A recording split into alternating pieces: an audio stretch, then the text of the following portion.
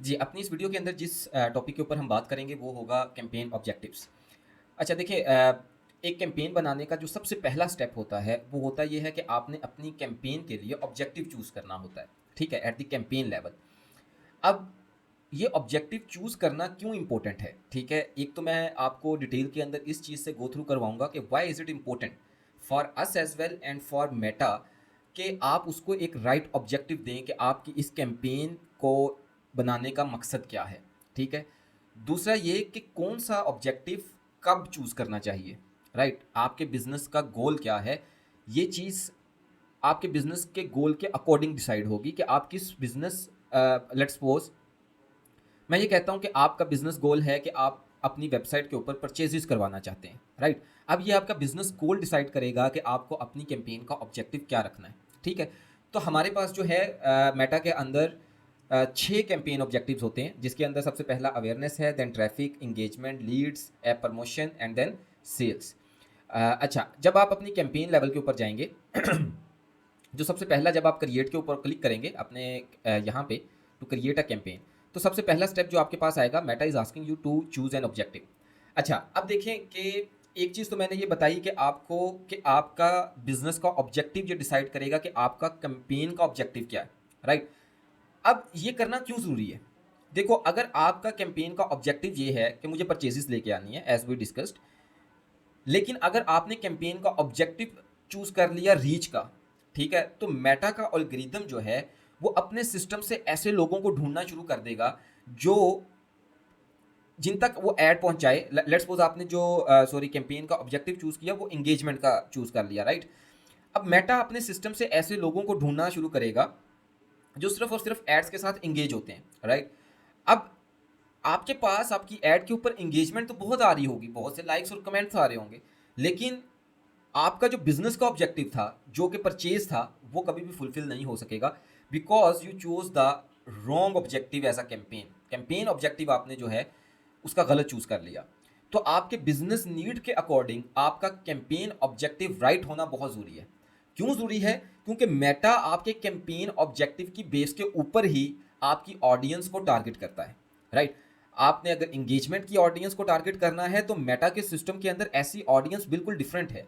अगर आप ऐसी ऑडियंस को टारगेट करना चाहते हो जो लीड फॉर्म फिल करते हैं, उस तरह की ऑडियंस बिल्कुल डिफरेंट है।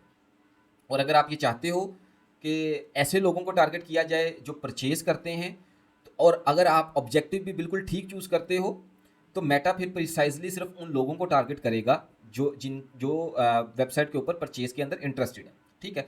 अच्छा, अब यहाँ पे जो सबसे पहला ऑब्जेक्टिव है अवेयरनेस का, यहाँ आपके ना राइट साइड के ऊपर मेटा आपको बता रहा है कि ये जो ऑब्जेक्टिव है ये आपको कब चूज़ करना चाहिए। अगर आपका बिजनेस ऑब्जेक्टिव ये है कि आपको मैक्सिमम रीच चाहिए, ब्रांड अवेयरनेस करनी है, वीडियो व्यूज़ लेकर आने हैं या स्टोर लोकेशन अवेयरनेस जनरेट करनी है, तो आप अवेयरनेस ऑब्जेक्टिव के साथ जा सकते हैं। देन ट्रैफिक ऑब्जेक्टिव, ठीक है, इसका क्या है कि send people to a destination like your website, app, Instagram profile और फेसबुक इवेंट। अगर आप ये चाहते हो कि कोई बंदा आपकी इंस्टाग्राम प्रोफाइल या वेबसाइट के ऊपर सिर्फ और सिर्फ आप किसी स्पेसिफिक पेज के ऊपर ट्रैफिक लैंड करवाना चाहते हो, आपका अल्टीमेट पर्पस जो है वो सिर्फ और सिर्फ वहाँ पे विजिटर्स का है। अब वो विजिटर्स कन्वर्ट होते हैं या नहीं होते, ये आपका सरोकार नहीं है। अगर तो आपकी ऐसा बिजनेस गोल है आपका, तो आप ट्रैफिक के साथ जा सकते हो। अदरवाइज अगर आपको अपने व्हाट्सएप के ऊपर क्यूरीज ज़्यादा चाहिए तो आप कर सकते हो, राइट? आप इंस्टाग्राम प्रोफाइल और फेसबुक इवेंट के लिए भी ट्रैफिक का ऑब्जेक्टिव चूज कर सकते हो। देन आपके पास थर्ड ऑब्जेक्टिव है जो कि है इंगेजमेंट का। Get more messages purchases through messaging, video views, post engagement, page likes और इवेंट रिस्पॉन्सेज, ठीक है? तो इंगेजमेंट के लिए आपको अगर फेसबुक मैसेंजर, इंस्टाग्राम, ठीक है, और व्हाट्सएप के ऊपर, यहाँ पे अगर आपको इंगेजमेंट चाहिए तो आप इंगेजमेंट का ऑब्जेक्टिव चूज़ कर सकते हो कि ज़्यादा से ज़्यादा लोग जो हैं वो आपको मैसेजेस भेजें। या अगर आपको वीडियो व्यूज़ चाहिए, पोस्ट इंगेजमेंट चाहिए या कन्वर्जन्स चाहिए कि आपके बिजनेस के साथ जो है वो लोग आप कनेक्ट करके कन्वर्ट हों, या कॉल्स चाहिए, तो आप इंगेजमेंट का ऑब्जेक्टिव चूज़ कर सकते हैं। लीड्स, अच्छा लीड्स क्या है कि जब आप अपने बिजनेस के लिए लीड्स जनरेट करते हैं, तो लीड्स इन सिंपल वर्ड ये होता है कि आपको लेट्स सपोज कोई भी आपका जो पोटेंशियल कस्टमर है वो आपको अपनी इंफॉर्मेशन सबमिट करे, ठीक है, या वो आपसे राब्ता करे, तो वो एक पोटेंशियल लीड कहलाएगी, ठीक है?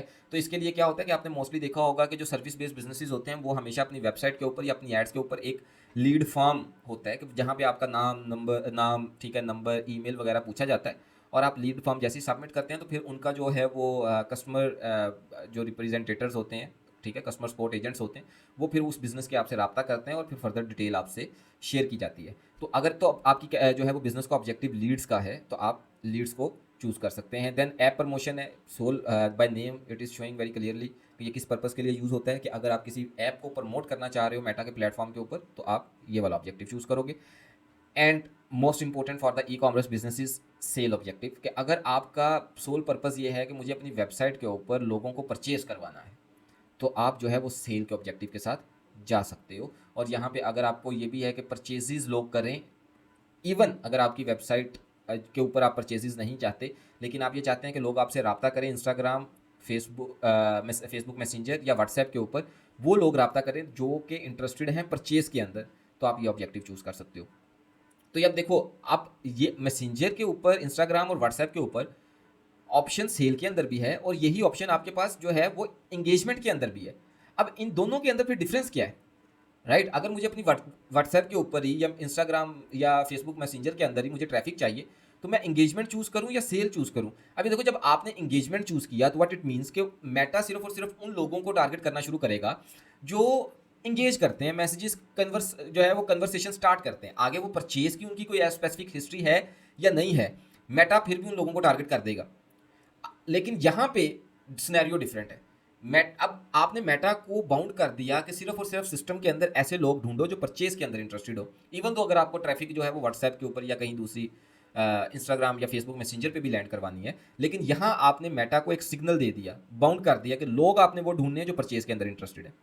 ठीक है, तो इस वजह से ऑब्जेक्टिव, राइट ऑब्जेक्टिव चूज करना बहुत जरूरी है। Now the next question is कि हमें कौन सा ऑब्जेक्टिव चूज करना चाहिए।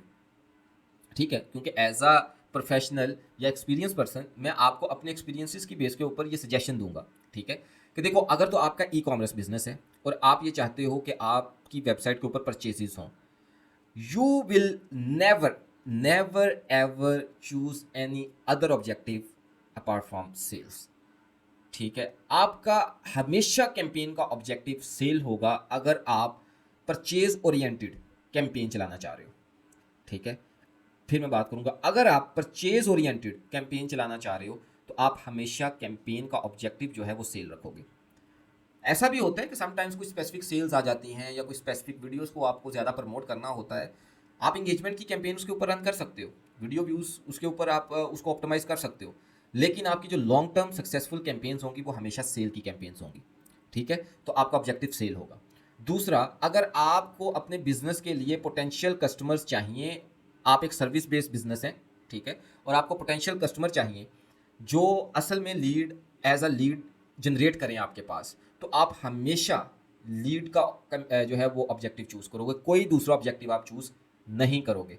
देखो, इंगेजमेंट ऑब्जेक्टिव चूज़ करके आपको हो सकता है इंस्टाग्राम, फेसबुक के ऊपर बड़ी अच्छी अच्छी अमाउंट के अंदर जो है वो मैसेजेस रिसीव हो जाएं, क्यूरीज आ जाएं, लेकिन वो आप जब उन चीज़ों को करोगे तो यू विल नोटिस इट कि वो आपकी बर्निंग हुई है, क्योंकि वो क्यूरीज कभी भी कन्वर्ट नहीं होती।